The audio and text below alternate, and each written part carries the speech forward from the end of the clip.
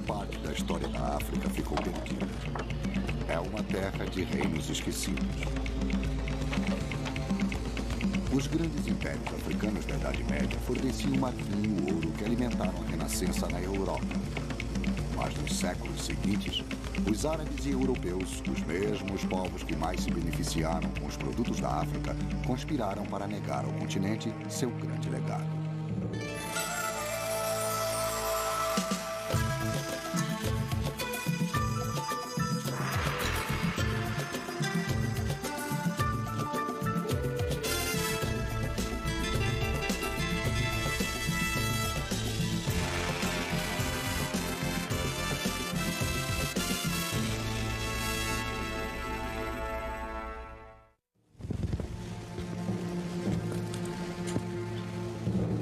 Os exploradores brancos recusavam-se a acreditar que os negros africanos fossem capazes de qualquer coisa, além das cabanas de lama e crenças pagãs.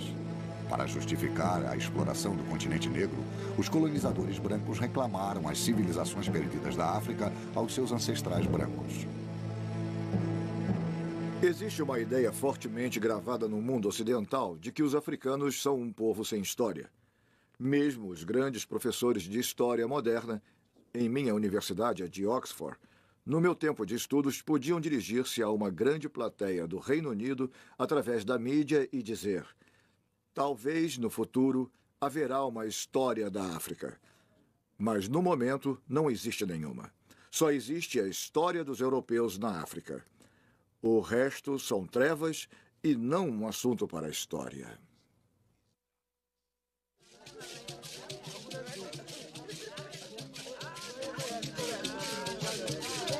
As grandes civilizações africanas dependiam de uma tradição oral para passar adiante suas lendas antigas de chefes poderosos e conflitos tribais.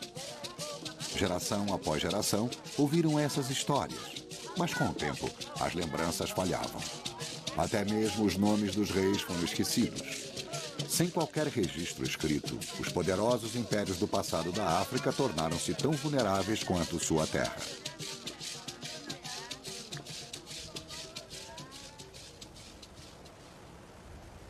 Há 800 anos, este terreno irregular próximo à fronteira africana com Zimbábue era um desses reinos.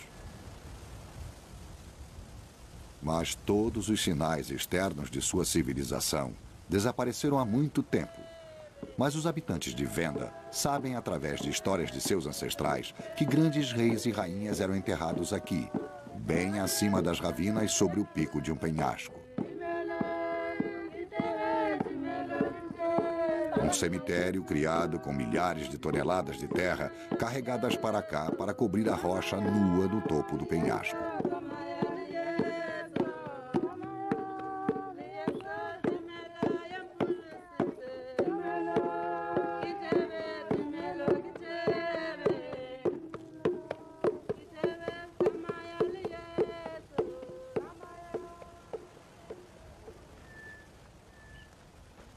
Oito séculos mais tarde, em 1932, um aventureiro africano com sede de ouro convenceu um aldeão local a levá-lo até o antigo cemitério de Mapunkumbue.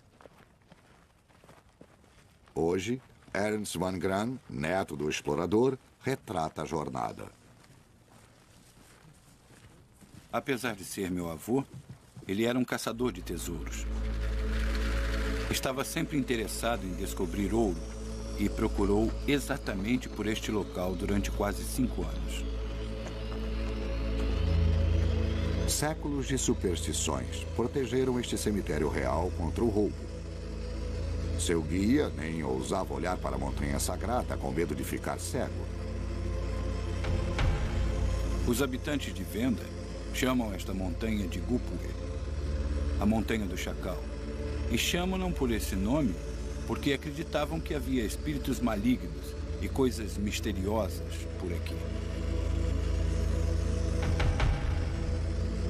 Quando se aproximaram da colina, havia esses penedos verticais e parecia impossível escalar a montanha, mas descobriram uma passagem secreta que está bem atrás de mim.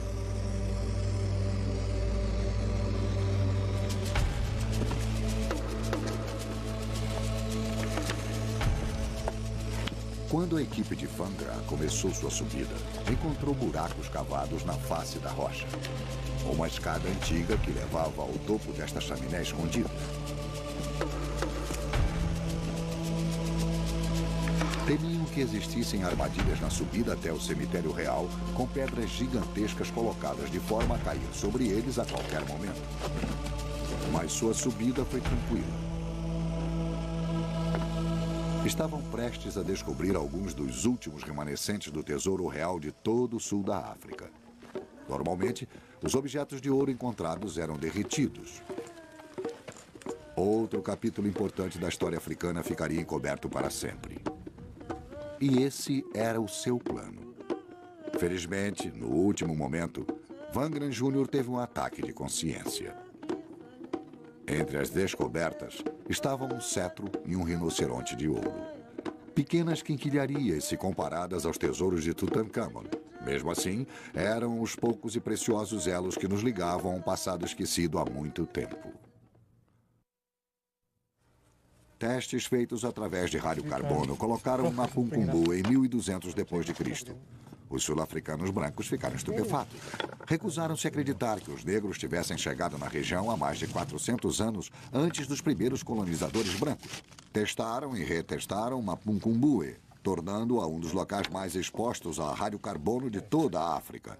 E os resultados eram sempre os mesmos, 1200 d.C. Com tantos colonizadores brancos na África do Sul, grande parte da discussão residia principalmente em que a maior parte desta terra estaria livre do povo africano. Como dizer que pertencia à África? Nós chegamos aproximadamente ao mesmo tempo em que os africanos.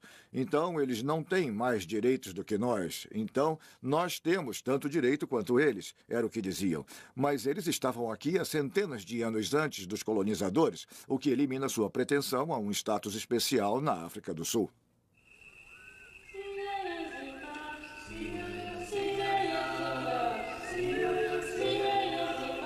Esta civilização era antiga, era próspera e era negra.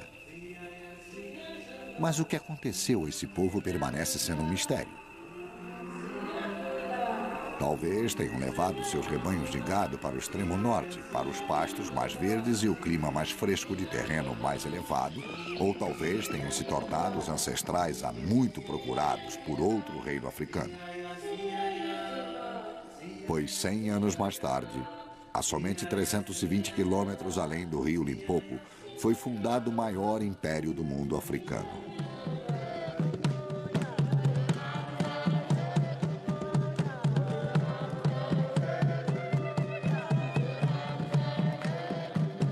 Enquanto a Europa encontrava-se na Idade Média, a África do Sul era dominada pelo reino do Grande Zimbábue. Seus reis governavam uma corte enclausurada por uma parede circular colossal, de mais de 8 metros de altura e 5 de espessura. Pouco se sabe sobre o império. Até os nomes dos reis foram esquecidos. Mas sabemos que possuíam milhares de cabeças de gado e forneciam marfim e ouro para os mercados de Soale, na costa oriental. O primeiro elo da rede comercial da África com o mundo. Atualmente, o país do Zimbábue toma o nome desse antigo reino. Zimbábue significa grande casa de pedra. Até recentemente, sua história real era negada pelos brancos, que estavam convencidos de que os africanos negros não poderiam ter criado estruturas tão monumentais.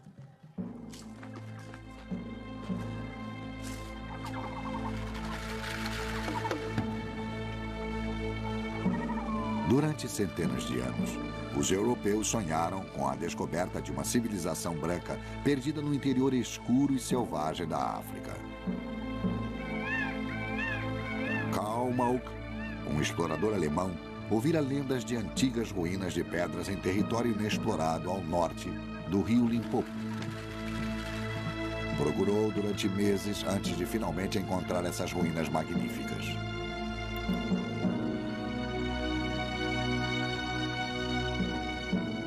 Terça-feira, 5 de setembro de 1871. Eu vi a uma pequena distância uma construção aparentemente redonda. Era construída com placas de granito sem união de cimento.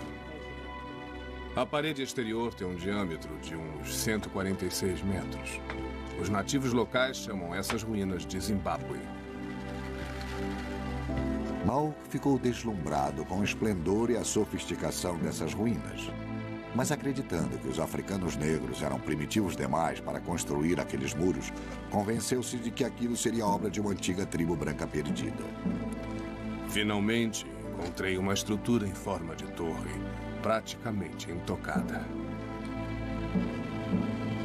Soube pelos habitantes locais que eles mesmos viviam lá há uns 40 anos e que a região era desabitada antes dessa época. Tudo servia para convencer-nos de que um povo branco tivesse vivido um dia nesta região. Ele desenhou os artefatos africanos em seu caderno de anotações, mas recusava-se a acreditar que a cidade fora construída por negros. Finalmente encontrou a evidência que acreditou provar suas teorias.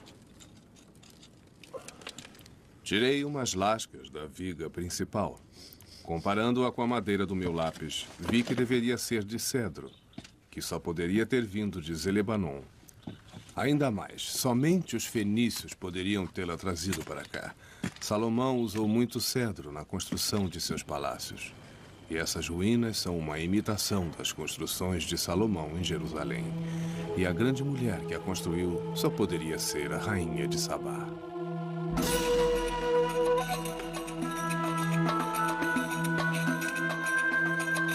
Este local, segundo Mauk, era a bíblica Ofir, a cidade do ouro. A história da rainha de Sabá foi contada pela primeira vez na Bíblia. Carregada de presentes preciosos de ouro e gemas, essa rainha branca mítica visitou o rei Salomão em Jerusalém. Diziam ser uma mulher tentadora, com um corpo voluptuoso sob suas roupas de seda. Deu ao rei tudo o que ele quis. Mauk concluiu que a rainha de Sabá deve ter sido a rainha do grande Zimbábue, e este local, o seu palácio. As teorias racistas de Mauk foram grandemente aumentadas pela propaganda feita por colonizadores brancos que queriam expandir o Império Britânico. Qualquer prova de que os brancos estiveram aqui em tempos bíblicos ajudaria a justificar sua exploração da região.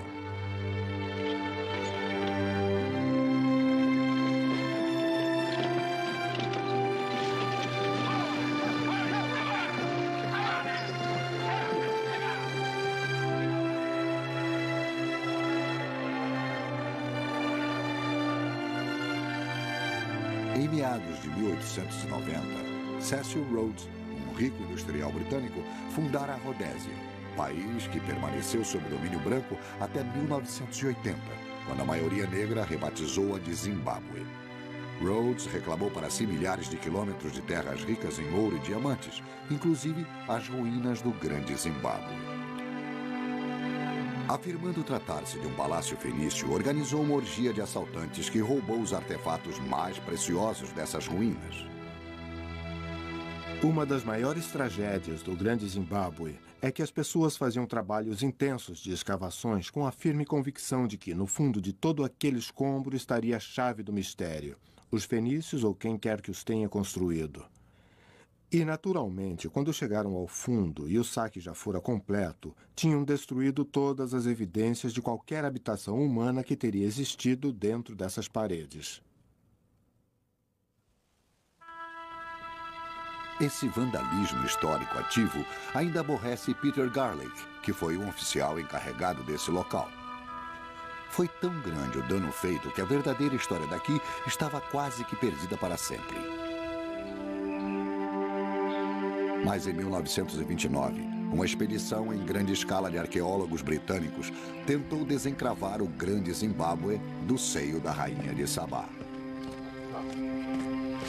Gertrude Kenton Thompson, a líder do grupo, estava determinada a resolver o enigma do grande Zimbábue de uma vez por todas. Gertrude Caton Thompson foi uma mulher formidável. Seus padrões arqueológicos eram os mais elevados. Era uma equipe toda formada por mulheres. Creio que intencionalmente. Ela sempre trabalhou com mulheres e foi a primeira feminista da arqueologia.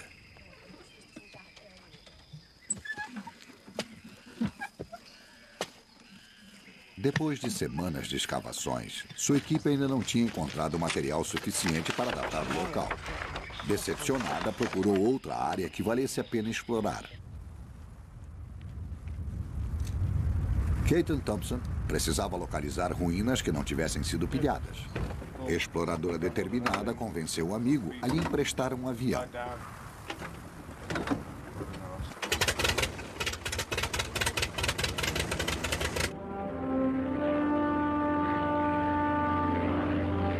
Enquanto sobrevoava a Acrópolis, reparou em um local não mapeado que levava ao topo. Estava obscurecido pela vegetação e levava um novo abrigo feito por um conjunto de muros.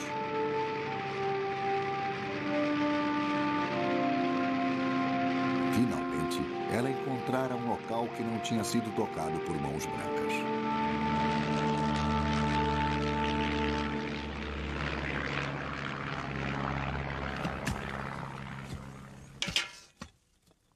Os trabalhos começaram no dia seguinte. Recolheram mais tarde as provas de que necessitavam. Concluiu que a antiga tribo Bantu teria construído o Grande Zimbábue em tempos medievais, começando por volta do século XI. Mas suas revelações não foram muito populares entre os brancos rhodesianos. O trabalho de Gertrude Caton Thompson deu-lhe uma grande reputação entre os acadêmicos e cientistas, mas não fez nada para convencer o colonizador a abandonar seus preconceitos.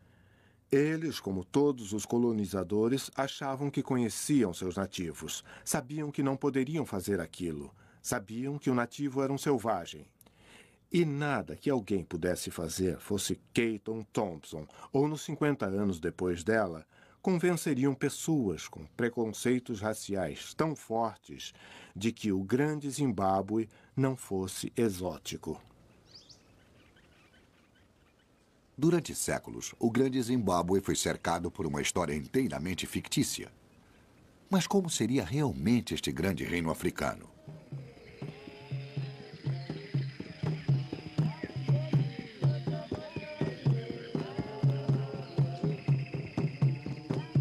Em seu ápice, durante o século XIV, o Grande Zimbábue era uma metrópole surpreendente, única em toda a África. Era tão grande quanto Londres na época, com uma população de 18 mil pessoas agrupadas em uma área de poucos quilômetros quadrados. Dentro de seus grandes muros de pedra estava a cultura urbana desconhecida, mais antiga da África subsaariana. O barulho deveria ser atordoante. A fumaça de centenas de fogueiras devia escurecer o céu.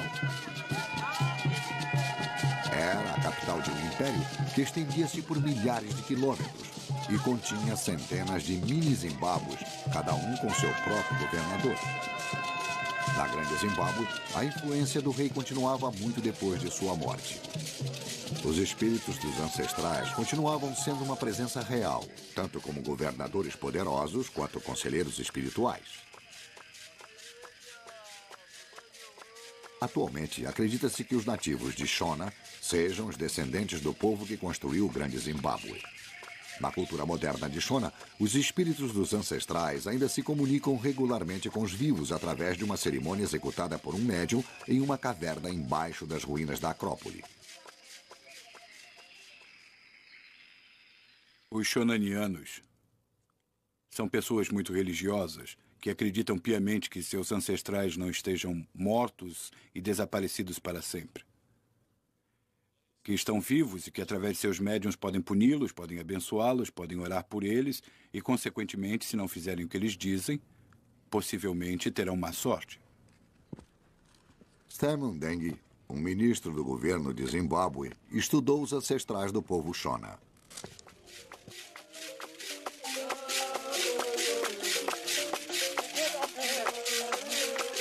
Geralmente, o espírito do governador, dos governadores mortos, eram os espíritos mais poderosos para assuntos de Estado. E esses espíritos possuíam médiuns que tornavam-se em todos os aspectos o imperador, mas em forma humana.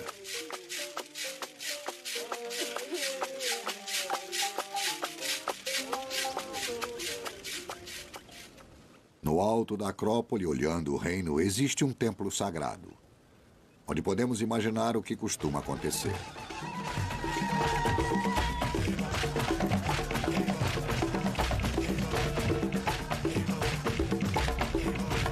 Durante as épocas difíceis, o rei vinha para aqui pagar seu tributo a seus ancestrais e pedir seus conselhos através de seu médium. O médium entrava em transe e era tomado pelo espírito de um governador morto há muito tempo.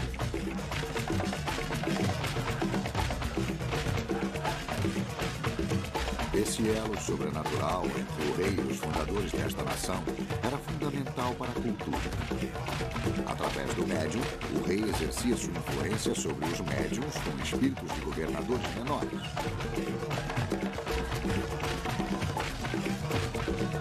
Além de um poder militar, ele possuía um poderoso controle espiritual sobre qualquer um que quisesse desafiá-lo.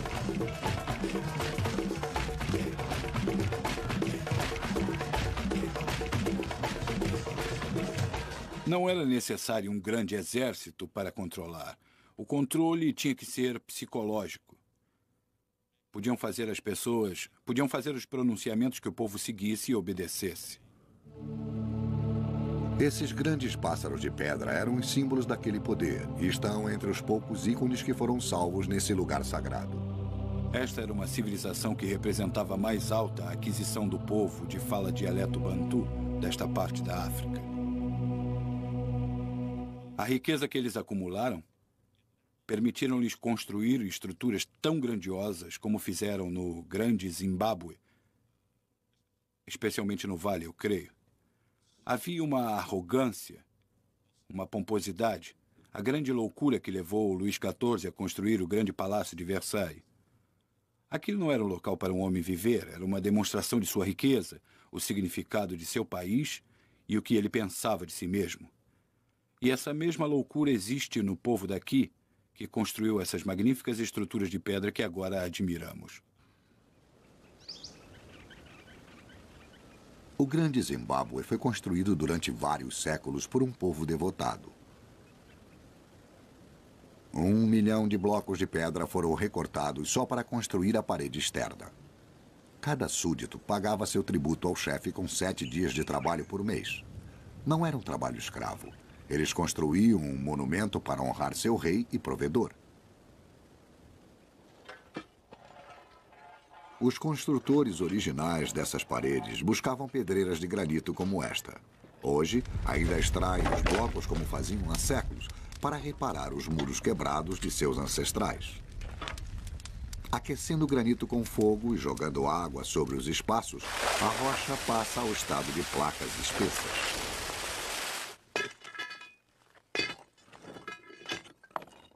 Então começa o processo da quebra e transformação das rochas em paredes de pedras secas. Apesar de ser fácil compreendermos como eles construíram essas paredes, por que as construíram é assunto de grandes debates. Seria uma construção uma fortaleza ou um palácio? A passagem estreita entre essas paredes elevadas gerou teorias variadas. Muitos acreditam que serviam para evitar que os homens olhassem as mulheres durante as cerimônias de iniciação. Mas provavelmente, no entanto, serviam para manter a privacidade absoluta da casa real. Mas isso ainda deixa o enigma da torre gigantesca em forma de cone. Os primeiros investigadores vitorianos imaginaram que fosse um símbolo sexual, como um pênis em pedra. Essa ideia foi ressuscitada em várias ocasiões posteriores. Mas não existe qualquer evidência, nem em sua forma, nem em sua decoração, que sugira isso. Existem tradições fragmentadas que sugerem que ela represente em pedra os grandes depósitos de grãos feitos em argila, onde os alimentos eram guardados. E isso corresponde à ideia do monarca, do rei, como sendo um provedor da alimentação de seu povo. Para executar esta enorme construção em 1300, foi necessária uma economia florescente. E a fonte dessa riqueza era o gado. O status de um chefe estava baseado no número de cabeças de gado que possuía. Um homem rico teria muito gado, podia manter várias mulheres, que lhe davam vários filhos, que forneceriam mais mão de obra para o cultivo de mais terras. Durante a seca, quando havia pouco trabalho, os fazendeiros tornavam-se mineradores de ouro.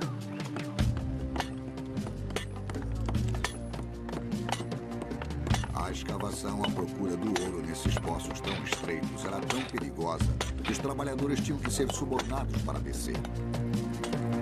A maioria preferia minerar os leitos dos rios.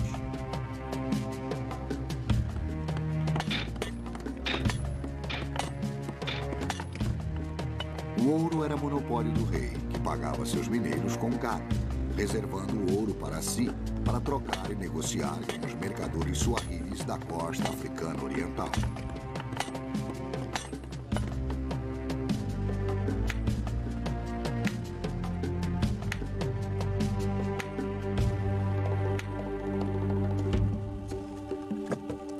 Durante o auge de seu poder, os governadores do Grande Zimbábue controlavam o fluxo de ouro e de marfim para os portos comerciais da África Oriental.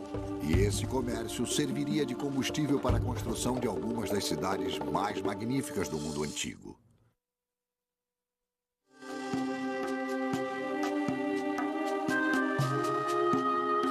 No século XIV, a costa suahili africana era um local exótico descrito pelos marinheiros árabes como vibrante e afluente, com as cidades mais lindas e melhor construídas do mundo. Foi ele o cenário das aventuras legendárias de Sinbad e das Mil e Uma Noites. Tapetes persas eram trocados por marfim africano. Porcelana era trocada por ouro.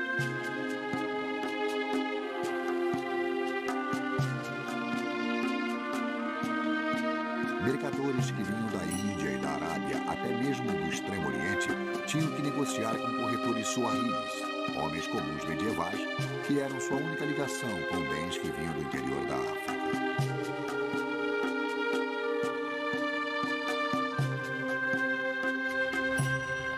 Os suahilis construíam seus barcos e navegavam pelos canais perigosos até os vários portos comerciais.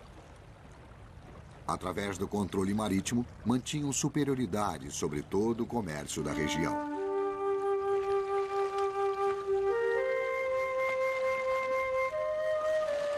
Todos os anos, centenas de barcos aguardavam os ventos da monção para levar de volta seus bens para o centro-leste. No século X, o ouro, o marfim e o quartzo escoavam pelo Mediterrâneo, num comércio em uma escala nunca vista desde as épocas gregas e romanas. Esse litoral próspero tinha portos e cidades que percorriam 2.880 quilômetros entre as atuais Somália até Moçambique. Sua rede comercial estendia-se da Arábia até a Índia e continuava até a China. No século XV, os suahilis chegaram a exportar uma girafa para a China, causando sensação na corte imperial.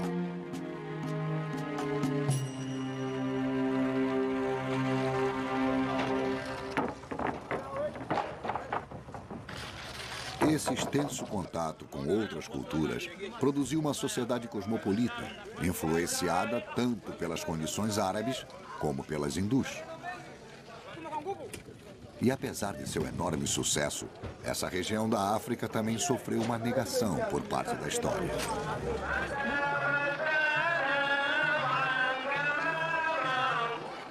A confusão pode ser traçada desde os primeiros comerciantes árabes e a introdução do islamismo. Os suahilis adotaram o islamismo há 1000 anos, e esse código religioso, compartilhado entre eles, ajudou a criar uma confiança mútua nos negócios. A oração teria unido os comerciantes árabes e os mercadores africanos. Deveriam lavar-se em cisternas como estas. Depois entravam nas mesquitas, tão grandiosas como as catedrais medievais da Europa. Mas o mistério continua. Quem teria construído essas grandes cidades? Os árabes ou os africanos?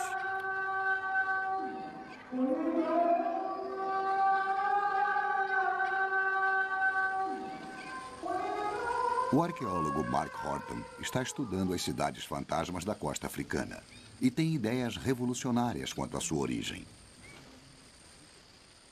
Quando os arqueólogos chegaram aqui na década de 20, encontraram estas ruínas cobertas por florestas e presumiram naturalmente que deveriam ser obra dos árabes. Temos túmulos de pedra decorados com coral, jarros de porcelana, casas e palácios com nichos elaborados e minaretes. Com certeza deveriam ser obra dos árabes, mas eu acredito agora que essa interpretação estava errada, que tudo isso era uma sociedade africana.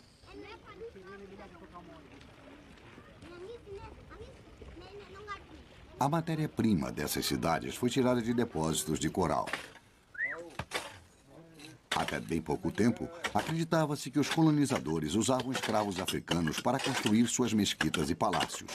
Mais uma vez, era difícil imaginar africanos construindo edifícios permanentes.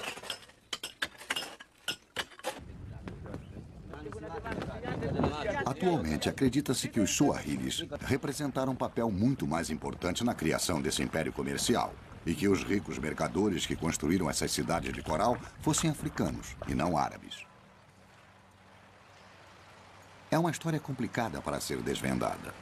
No século XVIII, muito tempo depois de várias dessas cidades costeiras terem entrado em declínio, a costa oriental da África era realmente governada por sultões árabes da ilha de Zanzibar. Para apoiar suas afirmações territoriais, insistiam que os africanos tinham sido somente colaboradores no desenvolvimento da civilização suahili. Durante 10 anos, Mark Horton está ajudando os suahilis a reescrever sua história e poderem reclamar seu legado de direito. Para Horton, esta construção abandonada é um testemunho da traição feita ao povo suahili. É chamada a Casa das Maravilhas. Esta grande construção representa a humilhação final dos suahilis. Foi um presente dos ingleses ao sultão árabe de Zanzibar, nos anos de 1880. Os britânicos queriam apoderar-se de grandes partes da África Oriental, mas infelizmente os suahilis estavam no caminho. Eram pessoas que viviam lá há milhares de anos. Então fingiram que os suahilis não tinham história, que tratava-se simplesmente da história árabe. E dando essa construção para o sultão árabe de Zanzibar, foi possível criar todo um novo mito sobre a história da África. E é por isso que já não temos mais uma ideia de como eram os suahilis.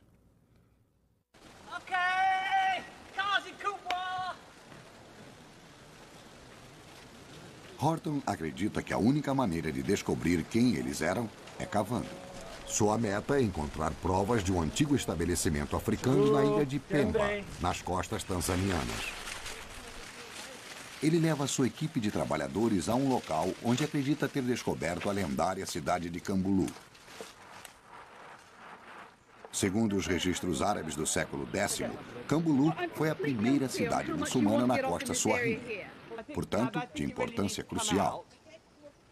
Na melhor tradição africana, Horton dá as ordens lá do alto, enquanto sua mulher Kate fica lá embaixo.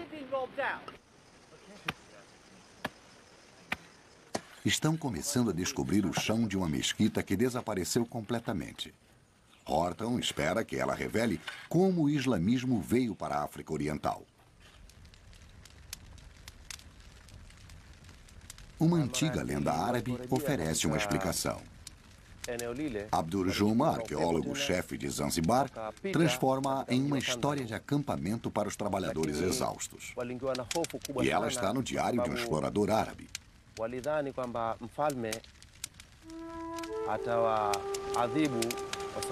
Em 922 d.C., ele escreveu que uma embarcação com marinheiros árabes saíra de Boman para um posto comercial africano chamado Kambulu. Mais uma tempestade levou-os para o sul, ao longo da costa. Diziam que os povos que habitavam essas costas eram canibais e os marinheiros temiam por suas vidas.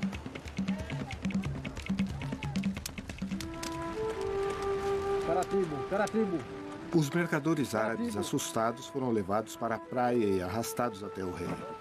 Felizmente, ele parecia mais interessado em negociar do que em comer. Ficou encantado com as joias árabes e eles trocaram presentes. Os marinheiros tiveram bons motivos para rezar por Alá. Quando chegou a hora de partir, convidaram o rei para ir até o navio para se despedir. O capitão árabe estava com más intenções.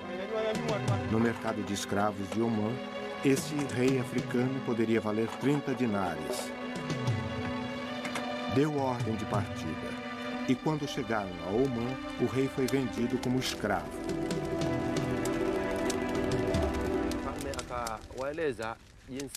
Durante o ano seguinte, o rei aprendeu árabe e estudou o Alcorão, e tempos depois tornou-se um grande muçulmano. Um dia, então, fugiu de seus donos e percorreu milhares de quilômetros até sua aldeia.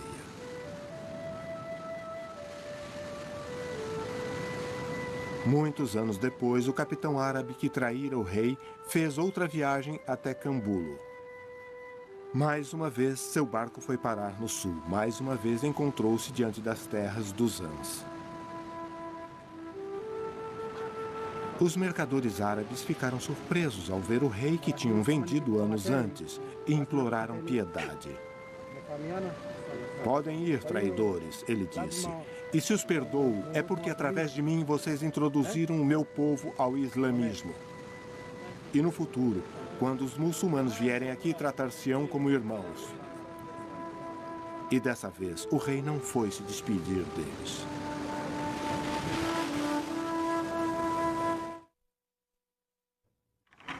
Horton acredita que a difusão do islamismo ao longo do corredor Swahili foi uma espécie de política de segurança contra o comércio árabe de escravos.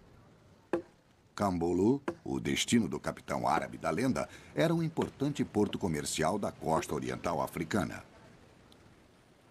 E se foi Cambulo que Horton encontrou, então, sob o chão dessa mesquita de pedra, podem existir mesquitas mais antigas, construídas em um estilo mais tradicional africano.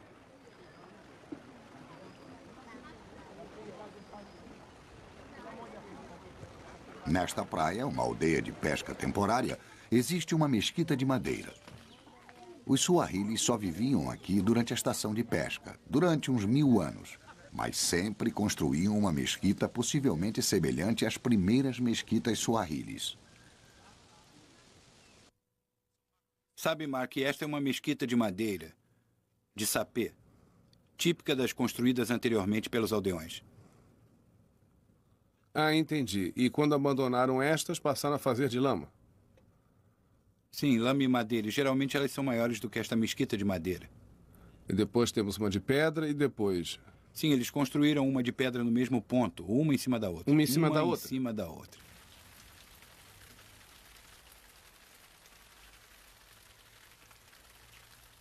A chuva forte fez uma parada nas escavações.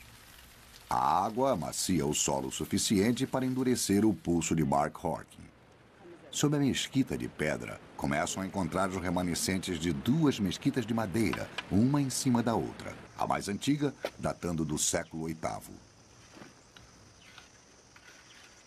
Este local possivelmente é Cambulo. Sabemos por evidências históricas que Cambulo é o primeiro lugar da costa oriental africana a ter muçulmanos. Estou ajoelhado na que talvez seja a primeira estrutura, o mesmo lugar em que os muçulmanos pisaram na África Oriental.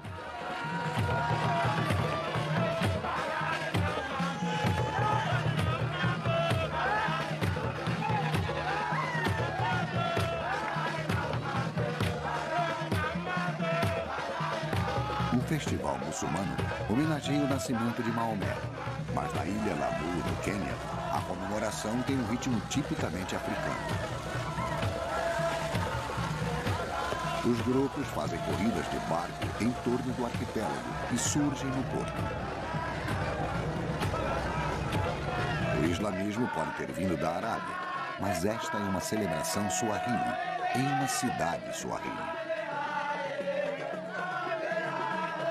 Mesmo assim, muitos suahilis continuam a acreditar que os fundamentos de sua civilização são árabes. Parte da confusão foi autoperpetrada, no sentido de que muitos muçulmanos, entre o povo suahili, preferiam identificar-se em termos árabes. E assim, aumentavam as tendências racistas dos forasteiros, que queriam negar qualquer crédito à África, e esses muçulmanos passaram a ter motivos quase religiosos para a autoarabização. E os observadores ocidentais tinham motivos racistas para acreditar aos árabes a civilização suahili. E os dois motivos ajudaram a criar a confusão.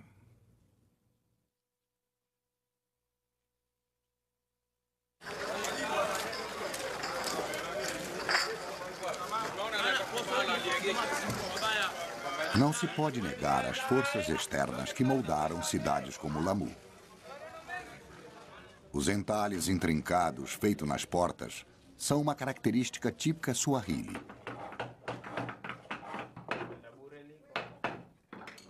Talvez, há vários séculos, entalhadores hindus visitaram a África e ensinaram os africanos a entalhar desenhos elaborados na madeira. E então, os suahilis absorveram e adaptaram essas lições para que servissem à sua própria cultura.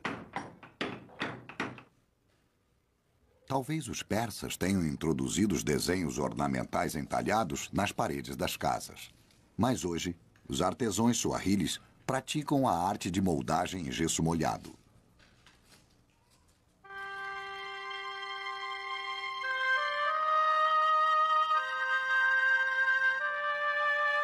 Há 6 séculos, mercadores africanos ricos construíram vilas decoradas pelos melhores artesãos.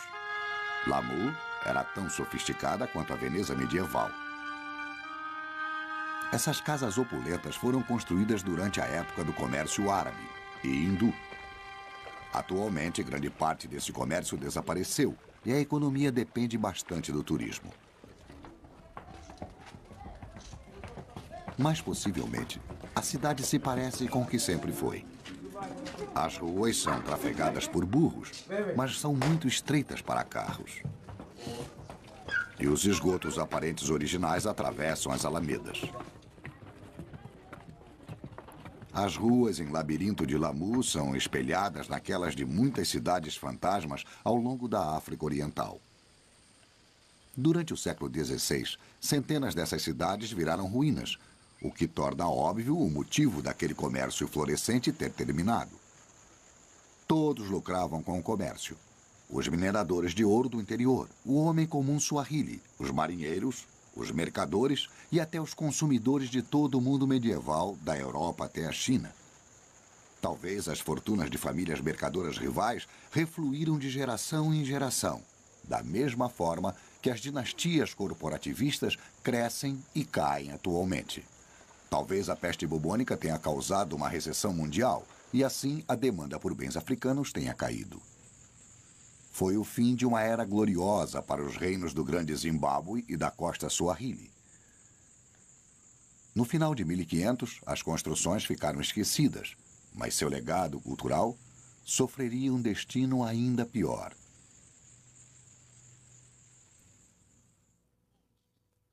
Todas as sociedades elegem o que querem lembrar. Mas só aos africanos foi totalmente negada a história de sua terra por tanto tempo.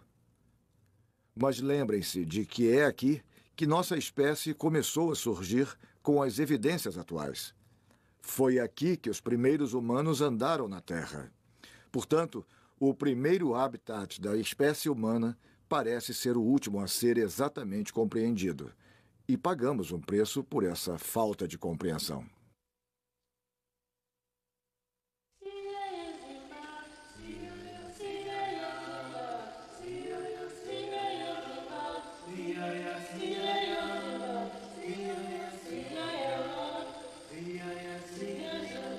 Quando os colonizadores europeus chegaram à África, sonhavam em descobrir uma civilização branca perdida, de riquezas e belezas fantásticas.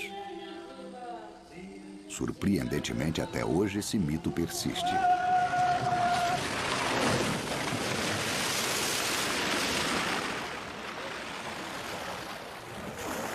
Esta é a cidade perdida do sul da África. um monumento vivo a uma imaginária tribo branca perdida. É parte do Clube Cidade do Sol, um dos parques temáticos mais luxuosos do mundo. A praia artificial está superlotada de sul-africanos brancos em férias.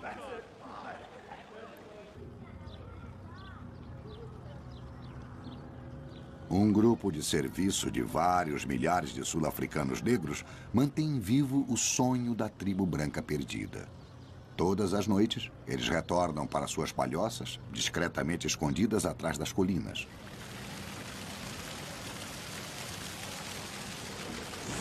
Talvez nos séculos vindouros, quando os futuros arqueólogos descobrirem essas ruínas, eles as identifiquem como os remanescentes de uma tribo perdida de africanos brancos.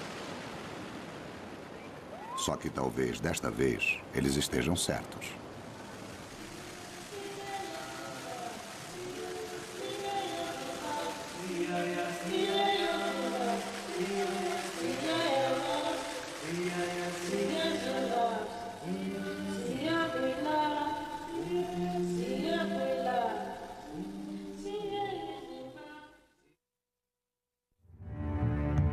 Versão brasileira Audio News.